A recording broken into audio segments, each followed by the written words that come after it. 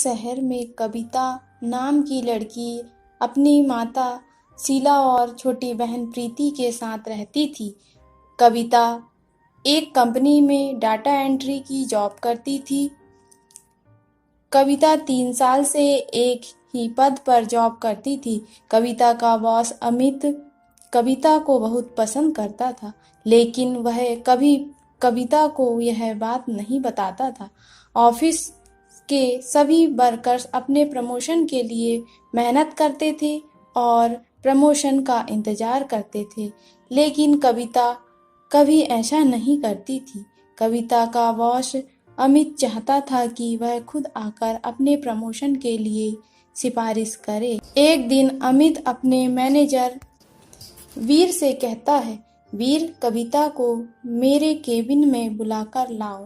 वीर कविता को पास जाकर कहता है, कविता, तुम्हें अमित सर ने अपने केबिन में बुलाया है। कविता सारा काम छोड़कर अमित के केबिन में जाती है।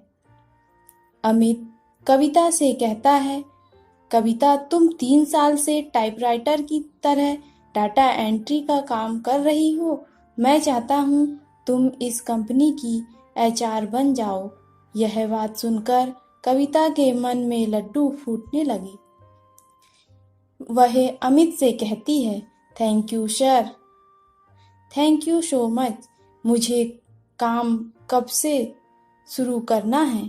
अमित कहता है, कल से। कविता अमित का शुक्रिया अदा करके अपने केबिन में जाकर सारी फाइल समेटकर अलमारी में रख देती है और वहां से निकलकर आ जाती है। वह अपने प्रमोशन की खुशी में अपनी माँ और प्रीति की पसंद का खाना लेकर जाती है। वह ऑटो पे बैठकर वह वक्त याद करती है जब उसके पिता का देहांत हुआ था और वह सब एक एक निवाले के लिए मोहताज हो गए थे। कविता इतनी गहरी सोच में डूब जाती है कि उसे पता ही नहीं चलता कि घर कब आ जाता है। मैम, आपका घर आ गया, ऑटो वाला कहता है। कविता और ऑटो वाले को पैसे देकर अपने घर में जाती है। प्रीति कविता के हाथ में बहुत सारा खाना की चीजें देखकर जैसे ही पूछने वाली होती है कि कविता बोल देती है, माँ, मेरा प्रमोशन हो गया, अब हमें कभी पैसे के लिए तरसना नहीं पड़ेगा। पूरे 20,000 सैलरी हो गई है मेरी।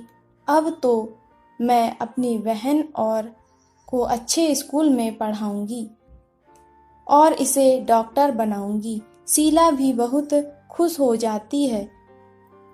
उन तीनों की खुशी का ठिकाना नहीं होता। अगले दिन जब कविता ऑफिस जाती है तब सभी कविता से जलते हैं कि इसे बिना मेहनत के अच्छी पोस्ट मिल गई। कविता के ऑफिस में एक लड़की थी, कोमल। उसने कंपनी में अपनी पोस्ट ऊंची करने के लिए आते कंपनी के मैनेजर वीर को पटा लिया था। कविता के प्रमोशन होने पर वह मन ही मन पछता रही थी। काश मैं अमित सर को पटा लेती तो मैं ही आज इस पोस्ट पर होती। लेकिन यह कविता दिखती ही सीधी सादी है, लेकिन बहुत चालू है।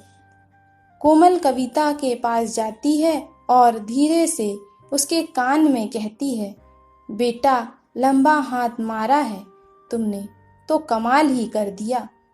कविता फीकी सी स्माइल करती है। कुछ दिनों बाद अमित कविता को अपने साथ लंच पर बुलाता है। कविता अमित के साथ लंच पर जाती है। अमित कविता से कहता है, कविता, मैं तुमसे बहुत प्यार करता हूँ, मैं तुमसे शादी करना चाहता हूँ। कविता अमित का प्रपोजल सुनकर अचंभित हो जाती है। कविता से अमित कहता है, यह सोच लो कविता, सोच समझकर कल बता देना। फिर दोनों अपने घर चले जाते हैं। कविता सोचती है, अगर मैंने सर की बात नहीं मानी तो मुझे दूसरी जॉब ढूंढनी पड़ेगी। अगर सर की बात मानी तो शादी के बंधन में बंधना पड़ेगा। कविता पूरी बात रात को सोचती है कि वह करे तो क्या करे। अगले दिन कविता अमित के पास जाती है और कहती है, सर, मैं आपसे शादी करने के लिए तैयार हूँ। अमित अच्छा सा मुहूर्त निकलवा कर कविता से शादी कर लेता है। अमित और कविता की शादी होने पर कोमल को गुस्सा आता है। वह कविता के पास कान में जाकर कहती है, वाह बेटा, तू तो नौकरानी से रानी बन गई। कविता बेचारी सीधी सादी उसने फीकी सी स्माइल कोमल की तरफ कर दी। रात के समय अमित कविता से कहता है, मुझे जल्दी से एक प्यारी सी बेटी चाहिए, बिल्कुल तुम्हारी तरह। ऐसा कहकर अमित कविता के ओठों को चूमता है। फिर वह कविता की साड़ी के पल्लू को हटाता है। कविता शर्मा जाती है। अमित कविता के साथ रोमांस करने लगता है। उधर कोमल कविता की अच्छी किस्मत से बहुत जलती है।